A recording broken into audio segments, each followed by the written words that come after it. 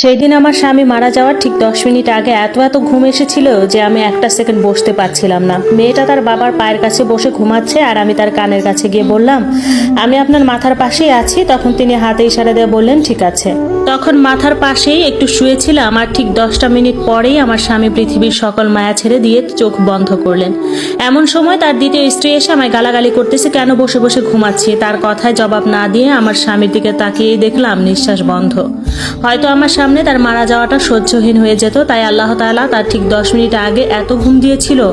অথচ তার আগে 3টা দিন 3টা রাত আমি একটা মুহূর্তের জন্যও ঘুমাইনি।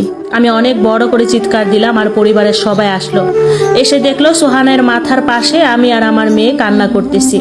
তার দ্বিতীয় স্ত্রী এতটাই অমানুষ ছিল যে সোহানার বাবা যেদিন মারা গিয়েছিল সেই দিনও আমায় ছাড় দেয়নি।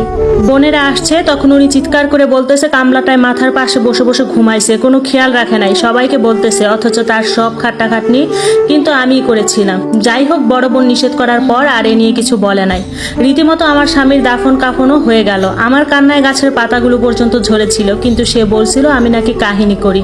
তবুও কিছু বলি নাই। কিন্তু মরার ঠিক 3 দিন পরেই আমার শাশুড়ি আর সতীর নামের অমানুষটা এসে বলতেছে, আমার ছেলেই যখন চলে গেছে তাহলে আর তোমার এখানে থাকার দরকার নাই, চলে যেও আজ। কিন্তু তখন এইটুকু মেয়ের কথা শুনে আমার সেদিন খুব কষ্ট লেগেছিল। ওর দাদুর পায়ে ধরে বলতেছে, দাদু আর একদিন পরেই তো 4 দিন হয়ে যাবে, তখন আমার আব্বুর রুহু তোমাদের বাড়ি থেকে চলে যাবে আর আমরাও চলে যাব। তখন এটা বলে কান্না করে দেয়। এতই অমানুষ ছিল এই বাচ্চাটার। এরকম একটা কথা শোনার পরেও বলতেছে আমার বড় মেয়ে কয়টা টাকা দিবে সেটা দিয়ে মিলাদের কাজ সম্পূর্ণ করব। মিলাদ হয়ে যাওয়া মাত্রই তোমরা চলে যাবা খাওয়া দাওয়ার আগেই।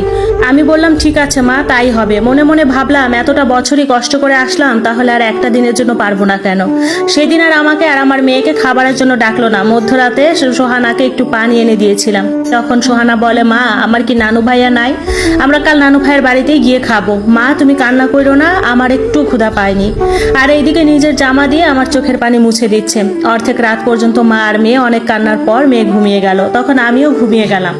সকাল ভোরে ঘুম থেকে উঠে নিজ হাতে সবজি কাটাকাটি করে সব কাজ করার পরে এবার মিলাদ শেষে বাড়ির ছোট বউ সোহানাকে ডাক দিল। তখন সোহানা ভেবেছিল ছোট মা খেতে ডেকেছিল, কিন্তু ওর ধারণা ভুল ছিল। আমি তো তাকে হাড়ে হাড়ে চিনতাম, কিন্তু সোহানা হয়তো এখনো চিনতে পারেনি।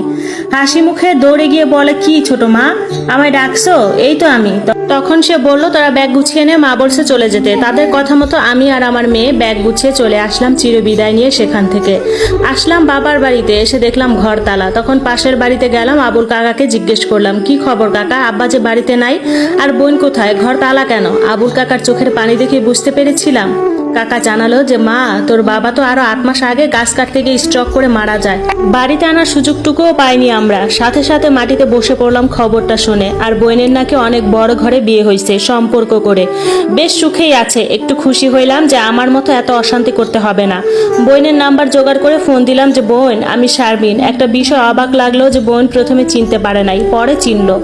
1000 টাকা চাইলাম যে বোন আমি আর আমার মেয়েটা আপাতত কিছু বাজার করে খাওয়ার জন্য 1000 টাকা দে।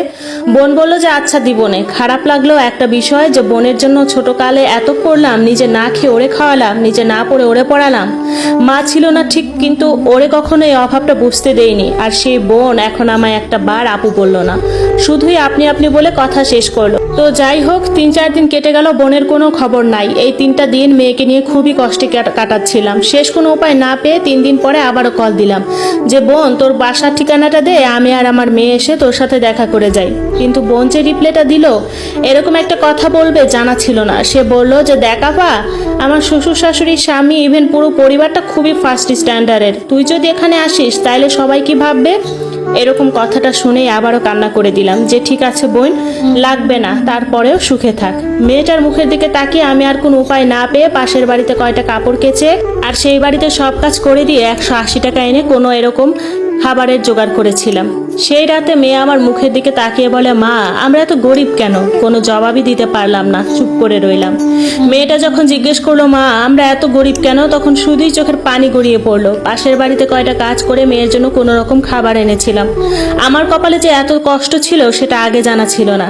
সোহানাকে বলে গিয়েছিলাম, মা আমি তোমার জন্য খাবার আনতে বাজারে যাচ্ছি, তুমি ঘর ছেড়ে কোথাও যাবে না। এটা বলে গ্রামের আর 5টা মহিলার সাথে ইট ভাঙতে গিয়েছিলাম। অথচ শহরে আমার বোনের ভাত মানুষ খাচ্ছে, তবুও বোনের কাছে ঠাঁই পাইনি। এভাবে প্রায় 10-15 দিনের মতো কাজ করার পর ভাবলাম কিছু নতুন কাপড় যদি কিনতে পারতাম তাহলে বোনের কাছে যেতে পারতাম। হ্যাঁ, সাধ্যমতো সোহানাকে একটা জামা আর আমি একটা কাপড় কিনলাম, কিনে বোনের ঠিকানার উদ্দেশ্যে রওনা করলাম। খুবই বিপদে পড়ে বোনের কাছে গিয়েছিলাম। বোনের মান সম্মানের কথা চিন্তা করে 5 কেজি চাল কম কিনে, কয়টা ডাল কম কিনে আমরা মা মেয়ে নতুন একটা কাপড় কিনেছিলাম। তো যাই হোক, বোনের বাসায় গেলাম, গিয়ে দরজায় নক করা মাত্রই তার শাশুড়ি আসলো। আমি বললাম, আন্টি আমি সীমার বড় বোন আর এটা আমার মেয়ে। তখন তিনি সীমাকে ডাক দিলেন আর দিয়ে বললেন, দেখো তো কারা এসছে। তখন আমার নিজের বোন খুশি হবে তো দূরের কথা, ও বলল, কি ব্যাপার? আমি বলেছি তো 1000 টাকা দিব, তাই বলে তুই বাসায় চলে আসবি? তখন সুহানা বলে, খালামণি আমরা টাকার জন্য আসি নাই, আমরা তোমায় দেখতে এসেছি। তখন সে দরজায় বলল, ঠিক আছে আসছো, ভালোই করছো, আমার বাসায় কিছু কাজ জমে আছে, একটু করে দিলে ভালো হতো, আমি অতিরিক্ত কিছু টাকাও দিব। তখন চোখ মুছতে মুছতে বললাম, বোন তোর কাজ আমি এমনিই করে দিতে পারি, অতিরিক্ত টাকা লাগবে না। তবে মনে মনে ভাবলাম, বোন আজকে আমায় এত বছর পরে দেখেও জিজ্ঞেস করো না এতটা দিন কিভাবে কাটিয়েছি, কি খেয়েছি, সরাসরি বলে দিল কাজ করার জন্য। যাক, দিন গুনে আজ হয়তো এরকম একটা পরিস্থিতিতে এসে দাঁড়িয়েছি। বাসায় ঢুকে দেখলাম আমার বোনের মাশাআল্লাহ কিছুর অভাব নেই, চাইলেও আমার মতো এরকম 10টা বোন পালতে পারে, আর সেই জায়গায় 1000 টাকা দিতে চাচ্ছিল না। তার বাসায় জমে থাকা কাজগুলি করতে করতে প্রায় বিকেল 5টা বেজে গিয়েছিল। তখন আমার বোন আমার হাতে 700 টাকা দিয়ে বলে, এটা নিয়ে যা, আবার পরে কখনো সমস্যা পড়লে দেখা করিস। আমার মেয়েটা নিজ মুখে বলতেছে, আজ খালামুনির বাসায় থাকবো মা। এটা শুনে ও বলল, সোহানা তোমার আম্মুর বাড়িতে অনেক কাজ আছে, আজ যেতে হবে। বোনের এই সমস্ত ব্যবহার দেখে চলে আসলাম সেখান থেকে। সারা রাস্তা অনেক চোখের পানি ফেললাম। 2 দিনের বাসায় কাজ করে, 10 দিন ইটের কাজ করে, 1 সপ্তাহ মাটির কাজ করে অনেক কষ্টের পর একটা সেলাই মেশিন কিনলাম, আর সেটা দিয়েই কোনো রকমের জীবনযাপন করতে লাগলাম। ভর্তি করলাম সোহানাকে স্কুলে। এভাবেই চলে গেল আমাদের জীবনের 13টি বছর। তার মধ্যে আমার বোন কখনো ফোন করে আমাদের খবর নেয়নি যে আমরা কিভাবে আছি। আল্লাহ কখনোই একটা মানুষকে সারা জীবন কষ্টের সাগরে রাখে না। জীবনে সুখ জিনিসটা দেখা পেলাম আমার মেয়ে সোহানার বিয়ের পর।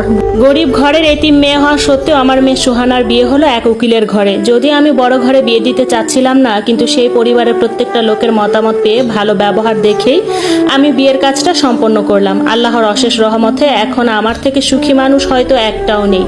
মেয়ে এবং মেয়ের জামাইয়ের সাথে একই পরিবারে জীবন কাটতে লাগলো।